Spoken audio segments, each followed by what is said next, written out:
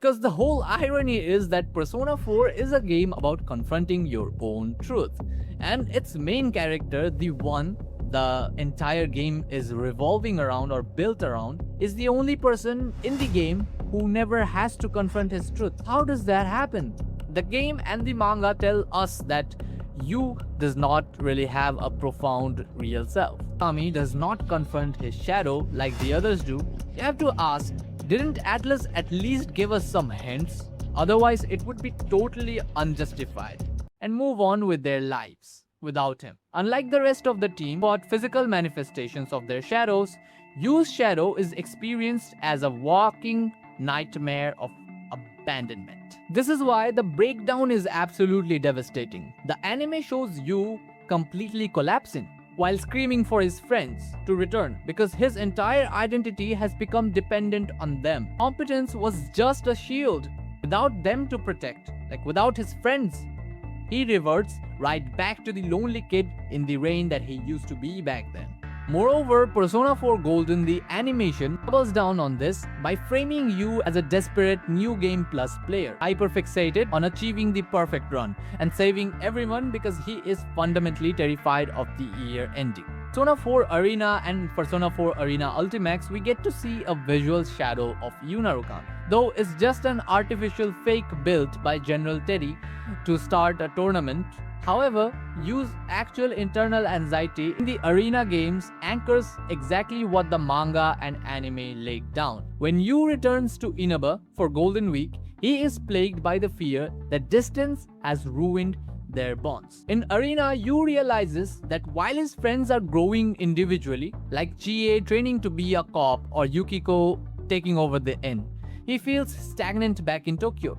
His entire source of power is miles away. Arena might handle it a bit more superficially because it's a fighting game, but it emphasizes the same idea that Yu's greatest strength is also his single point of failure. If the wands fade, the wild card loses its power entirely. That's how we get the ultimate tragedy of Yu Narukami across all media. He is a healer who is secretly longing to be healed. He spends the entire game fixing the deep, dark flaws of his friend, using his blankness as a mirror for their growth. But he ends up never confronting his own meaning at the end. The adaptations are fascinating because they prove that his selflessness is not entirely noble. While this is Atlus's entire takeaway with Persona 4, it still contradicts the most important thing in the game, the main character. This is not just a minor flaw to be adjusted or passed on like a pushover. This is why it's a massive case of ludonarrative dissonance. By the way, that fancy phrase just means a massive clash between a game's story rules and its actual gameplay. Thank me later. Alright, back to the video. We need to talk about this conflict specifically and in detail because it changes everything about how the story lands. Let's talk about the major problems the game has with its explanation. The Izanami explanation is cherry-picked retroactively from lore. It's not dramatized. You never see Yu Narukami wrestling with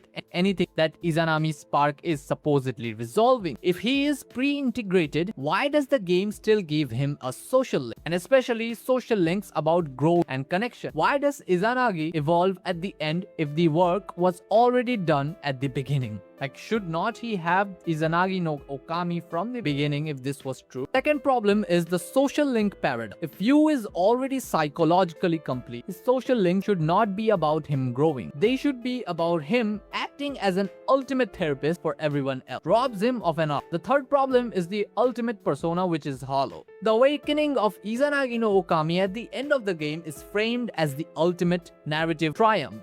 It's a crystallization of his bonds, but if the heavy lifting was done by a god at a gas station acting as an attendant before the game even started, you did not earn that evolution. He's just chosen, bro. The fourth problem is that it exempts the protagonist from his own game's rule. The entirety of the game establishes that shadows emerge from repression. Everyone has one, because everyone feels repression. If Yu genuinely has something repressed, he's not a person in the psychological framework the game built. He's a saint. In Jungian psychology, the shadow is not a defect. It's a fundamental component of being human. To have no shadow basically means you have no unconscious mind. By excluding Yu Narukami from this rule, Atlus did not make him a well-adjusted person. They made him a psychological anomaly. I think he's just an alien at this point. Because Yu is excluded, he is denied the dignity of a flaw. himself. He does not have to admit that he's scared, jealous, or lonely, making him a flawless saint who acts as the arbiter of everyone else's truth. The game violates own taste. Face your true self or pursuing your true self. You never has to face his because the narrative cheats for him. This is a goddamn cheat code. Problem 5. Adachi and Mary got the same spark. This is the ultimate narrative plot hole in Izanami's spark defense. Izanami explicitly states that she chose 3 outsiders to represent different facets of humanity's desire, and the rest of the 2 experiments were Adachi and Mary, and the first one being Narukami. Adachi became the murderer and Mary repressed herself, her own identity entirely. The spark clearly does not pre-resolve psychological conflict. So why does it do it for you specifically? If the spark itself is what allowed you to bypass his shadow, why didn't it do it the same for Adachi and Mary and Namatame eventually? Adachi clearly has massive toxic repression, his entitlement, his deep loneliness, his hatred of society. Namatame has guilt and savior complex. If the spark pre-resolved psychological conflict, Adachi should have summoned a pure Izanagi from day one and gone about his business peace. But instead, Adachi's persona is Magatsu Izanagi, a corrupted version of Yu's Izanagi. This proves that the spark reacts to the user's existing psychological state. Therefore, Yu had to have an existing psychological state when he got off that train. And since he was a lonely kid being dumped in a rural town by absent parents, denying him a shadow completely invalidates Izanami's experiment. Because the game rigged the deck for Yu while letting Adachi drown, which is insane if you think about it narratively. Ultimately, Persona 4 fell into the same classic writing trap of the player insert character. If the writers gave Yu Narukami a concrete shadow in the game,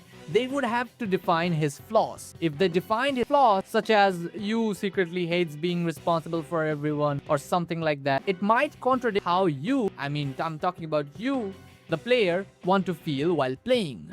And to save the player's ego or our egos, they sacrifice the consistency of their own lore.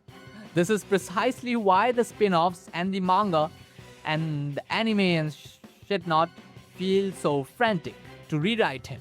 They realize that while a flawless, shadowless monk works as a silent video game cursor or a silent freaking protagonist, he completely fails as a compelling character in a fictional work such as Persona 4.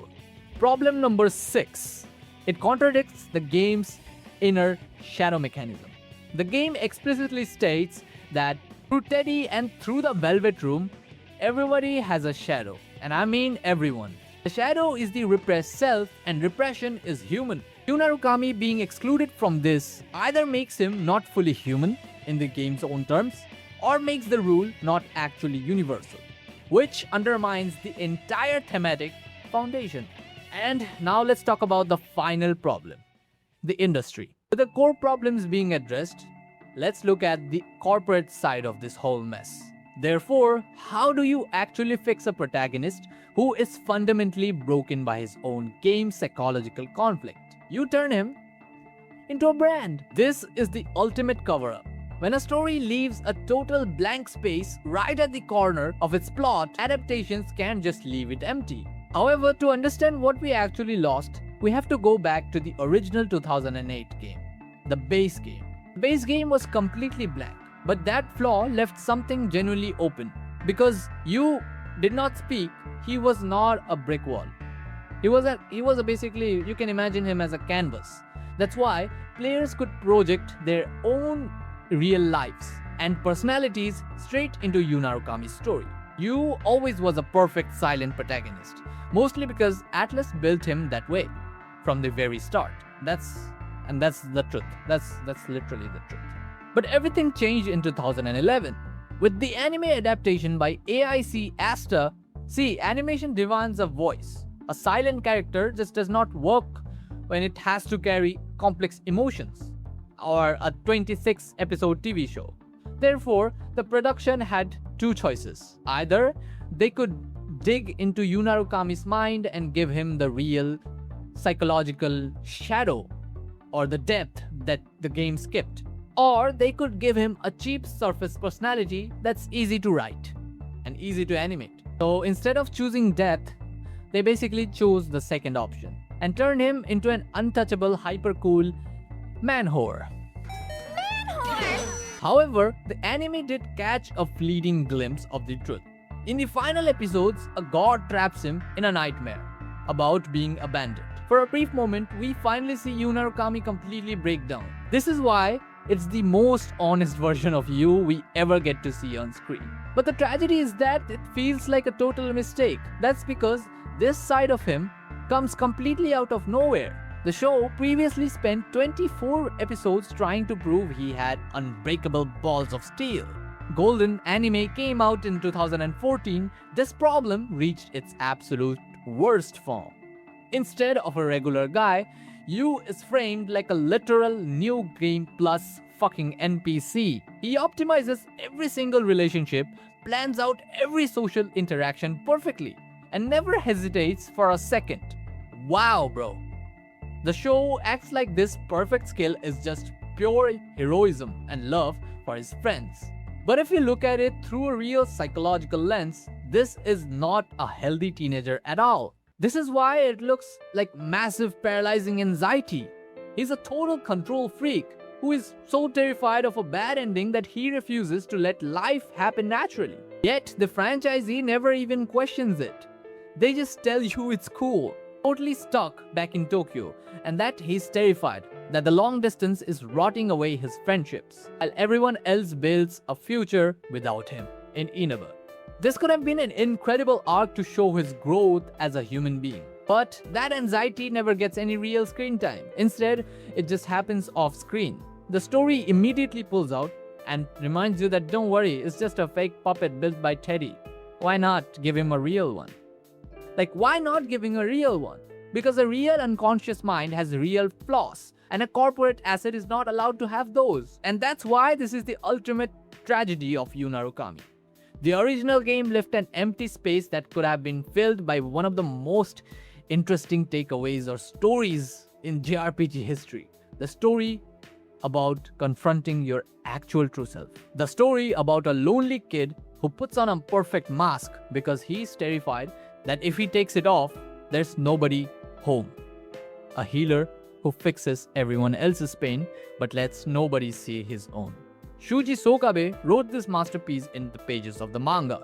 But a story that dark does not sell keychains. A character that messy can't front a rhythm game. Instead, the industry sold us a human disguised as a shadow. But don't get me wrong, this whole perfect silent version of Yu is still incredibly fun to watch. His life feels great as long as his friends are around and the game completely nails it. Honestly, I absolutely loved Persona 4 ending and I have no criticism about it. But it still stings that such a fascinating human being got buried right underneath the gameplay value. And we ended up celebrating the exact thing that killed